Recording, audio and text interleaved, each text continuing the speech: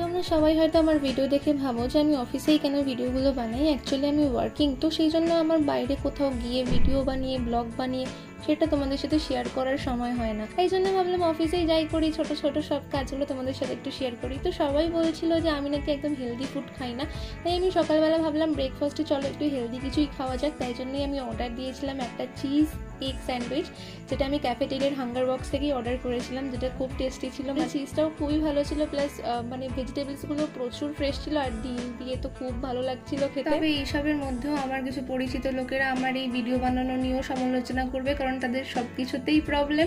তবে মাঝে মধ্যে বিশ্বাস করে আমার খুবই ভালো লাগে যে তাদের জীবনে এত সময় আছে, তারা আমার জীবনে কি হচ্ছে না হচ্ছে সব কিছু নিয়ে মানে এত গসিপ করতে পারে। আমার খুবই ভালো লাগে সেটা ভেবে, কারণ তাদের তো 2 টাকা ইনকাম করে দেখতে হয় না, মাথার ঘাম পায়ে ফেলে কতটা পরিশ্রম করে আজকে আমি এই জায়গাটাতে এসে আনতে পারে না। তবে তোমাদের সাথে ওই একই ঘটনা ঘটলে জানিও, আর লাইক করতে ভুলো না। টাটা।